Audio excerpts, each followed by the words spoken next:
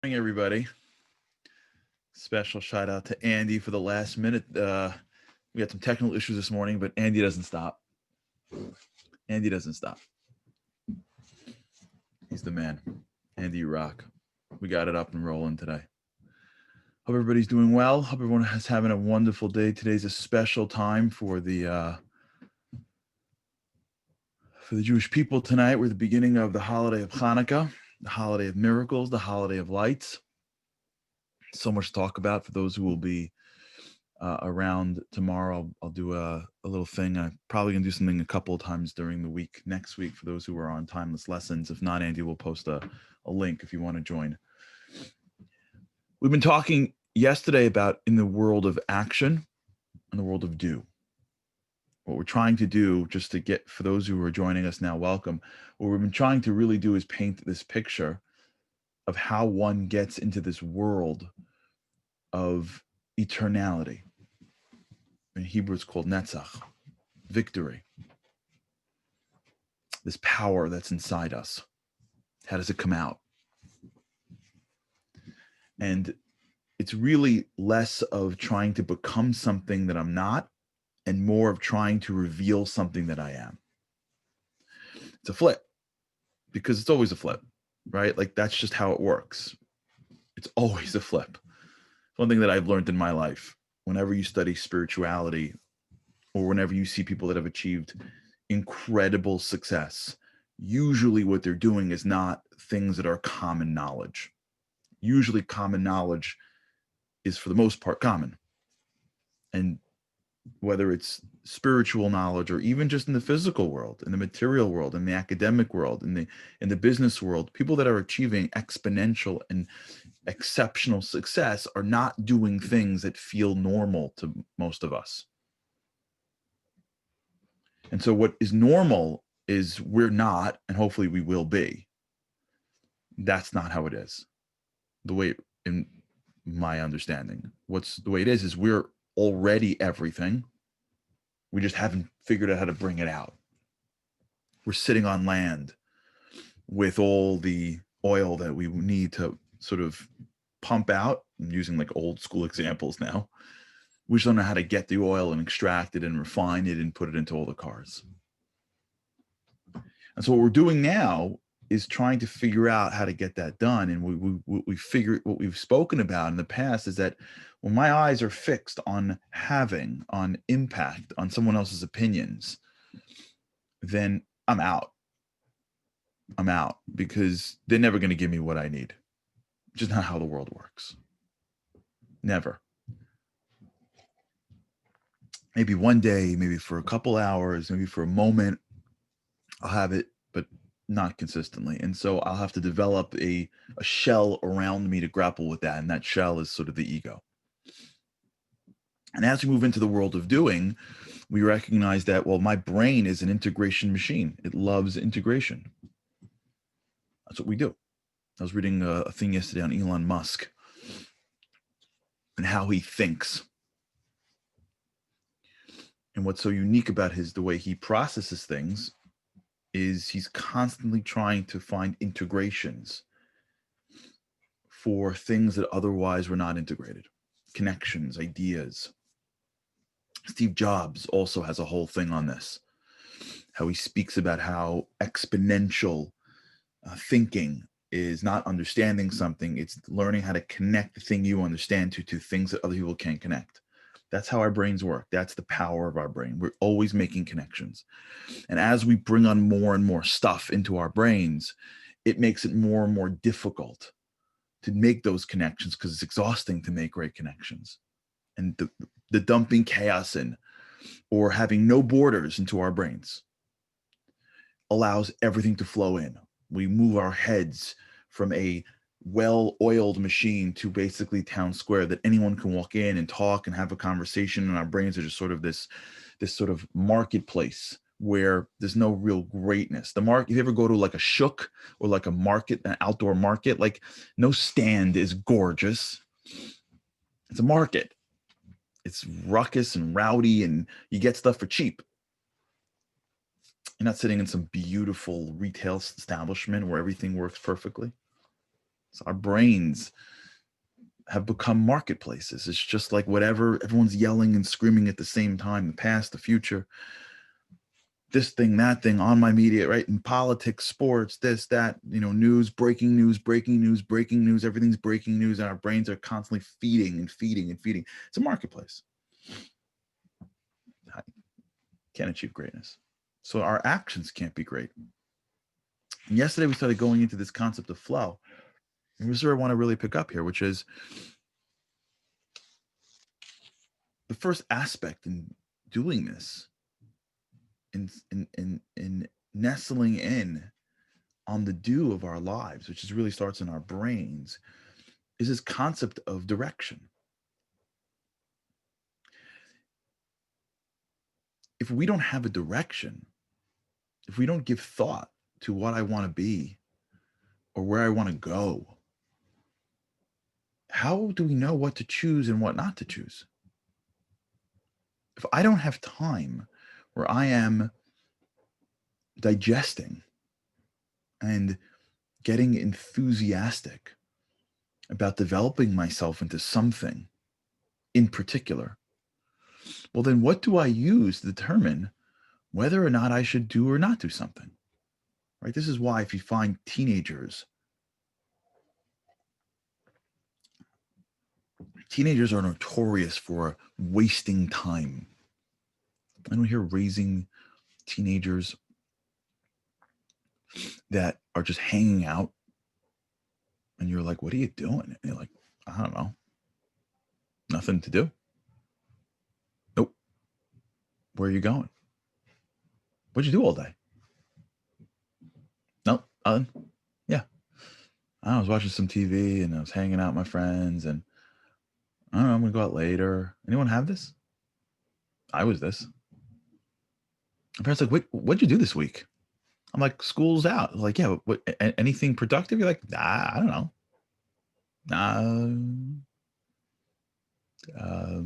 Hung out with a buddy of mine. Why did I do that for? Prime of their lives. They're mentally, physically, emotionally, they're rocking.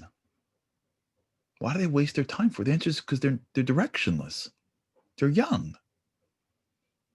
They don't have a sophisticated mind to see the direction and say, wait, I got to do this or I can't do that. They're directionless. And that's why if you compare just some random teenager who's a great kid with a kid who's trying to make the football team, that kid's up at 5 o'clock in the morning. Why? He's not better than the kid who's on the couch. It's because he's got a direction.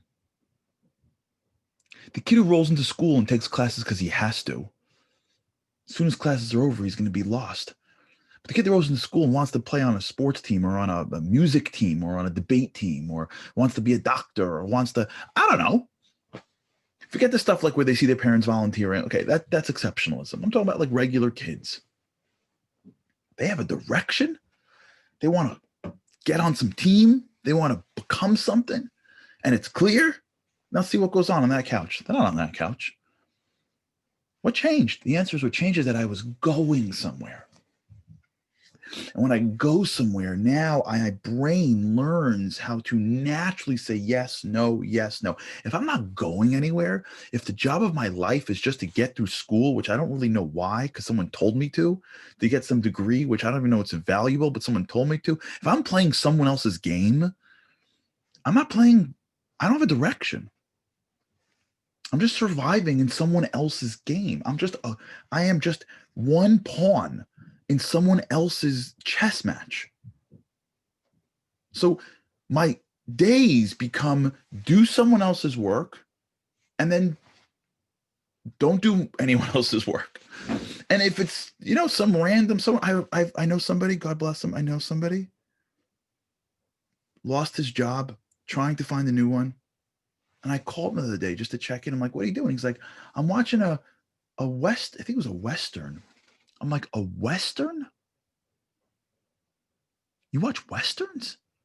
Like, I don't, from what? You were born on the East Coast, man. Like, what Western are you watching? It's like, I don't know. I don't know. I just randomly put on the television and handed the television an hour of my life. Because what value is an hour of my life? I don't have a direction. I'm not going in any particular area. I'm not moving towards something. So what's the difference? It's just time. There's a great rabbi named Rabbi Avigdor Miller. He wrote about this he's got so many books, and he wrote this. He said, if you'd walk down the block and see a guy taking out, and you know who else said this also? Right? Noah Weinberg said this as well. I heard that out of him as well. Because if you walk down a block and see a guy riding a car throwing out $20 bills, you'd be like, are you ready to unwind? People throw out 20-minute segments every second of their lives. Why? Is money more valuable than time? Ask a guy with a lot of money and no more time on this world and say, what's more valuable? And the reason is because of what we call strategic fit. This, by the way, for those who are interested, is really one of the reasons why companies fail, because they don't understand strategy. They think strategy is operational effectiveness. It's not. It's what do I do so I know what to say no to and what naturally to say yes to. If you wake up in the morning and let the world move you, they'll move you. The world will move you. The world will send you things to watch, send you things to read. You'll have to pay for your own bills at some point. So you'll have to go to some work and play in someone else's game. If you're not careful, the world will take you and put you on a little bit of a lazy river and send you down the road. You'll deal with challenges thrown at you.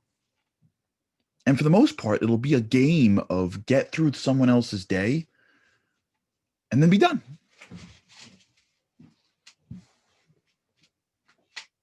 But if we want to really get to a level where we're living in flow, where our actions are specific and meaningful, where I can move my eyes from what other people think to what I am doing, it begins with the recognition of where am I going? What do I aspire for? How else am I going to fit my day in if I don't know where it's going? My life isn't supposed to be circular. I'm not supposed to look at the end of 2020. Are we in 2020 or 2021? What year are we in? Andy, help me. 2020, right? Yeah. This always happens December time. I can't tell you. I'm like, because I'm already thinking 2021 and like everything's 2021. I'm thinking, wait, December 21? If we're sitting here December 2020 going, but for the pandemic,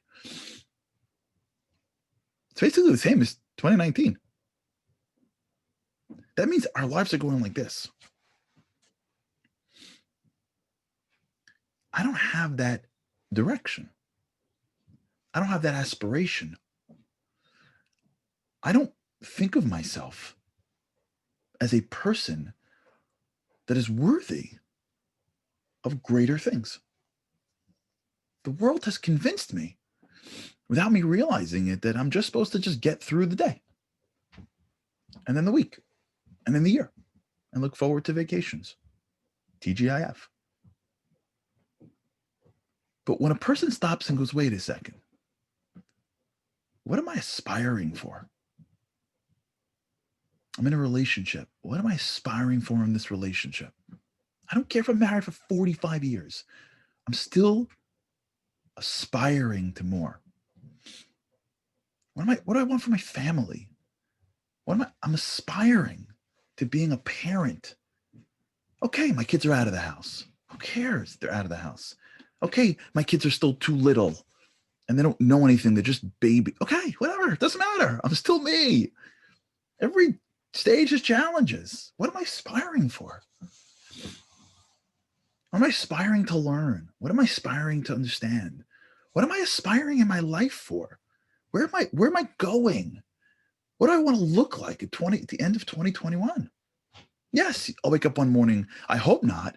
We'll wake up one morning and there'll be a pandemic, God forbid. That's how life works. But they'll also wake up one morning and they'll, thank God, we'll breathe and we'll have food on the table. There'll be mornings where we wake up and we are surprised by the goodness that God gives us. And there are mornings where we wake up and we're surprised by the challenges that God gives us. But they both fit into an aspirational goal that I have that is greater than even my moments, that I'm moving towards something, and that I'm excited to go there. I can't wait to go there. And there are challenges. Someone was asking me, like, when I was writing the book, like, it's hard for me to sit for long periods of time. This is why the show's 20 minutes. If you've seen me ever in person, I'm damn. It's how hard it was. There were times where I wrote the book. You know how hard it was when we were up to like the triple edit, and I have to go through line after line. Like at the beginning is awesome. You're writing stuff down, and it's like phenomenal. You're putting your thoughts, and it's all 7 rounds later, where you're like going through the same paragraph 50 times, and your brain goes, that's not right. That doesn't make sense. And you're like, oh, don't circle it. Because if you circle it, you have to go back and do it. And I'm so tired of this same line. If I see the word schema one more time, I'm going to like shoot.